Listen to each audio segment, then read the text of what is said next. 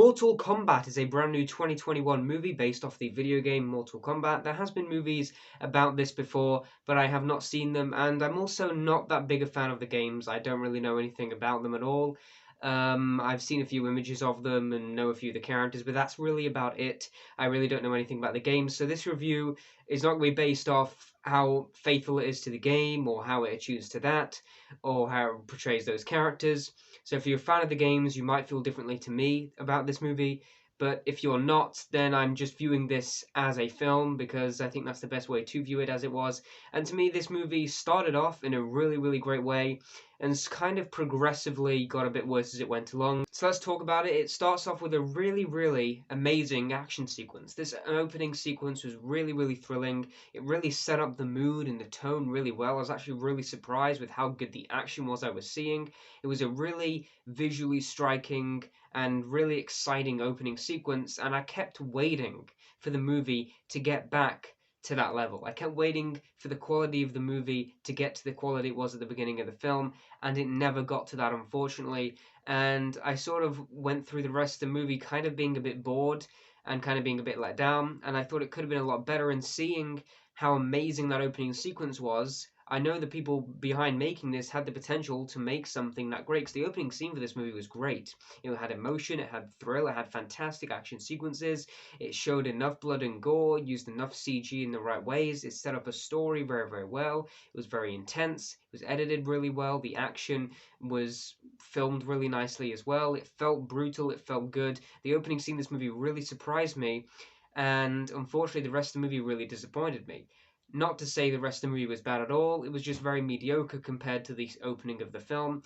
And going back into the rest of it, we follow this character who I don't believe is from the games. We follow him and his family. He gets brought into this entire Mortal Kombat world, and the world building behind everything was sort of a bit weak. We never really learned anything about what was going on.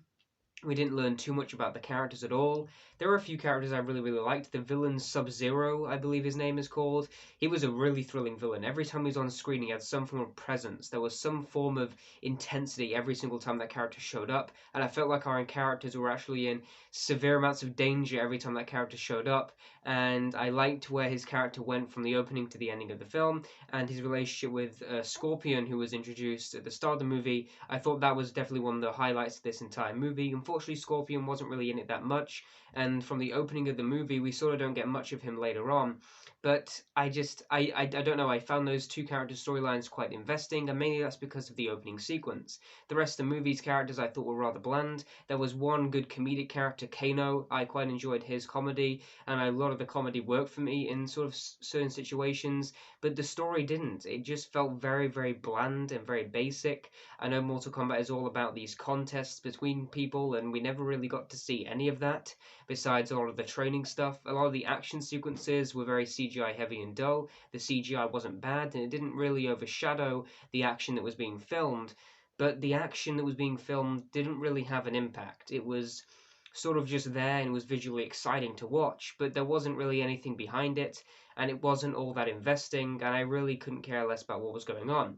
There was a few intense moments, as I said, whenever Sub-Zero was on screen, it was intriguing, there were some decent visuals, the pacing was okay, so the movie is fine. It's completely fine as a Mortal Kombat film. I don't know whether fans will be enlivened by this movie or be disappointed by this movie. I have no clue. I'm just viewing this as a movie what I saw, and it was sort of quite forgettable. The only scene I remember from this movie is the opening sequence. I kind of forgot about the rest of the movie, and it does set up a sequel.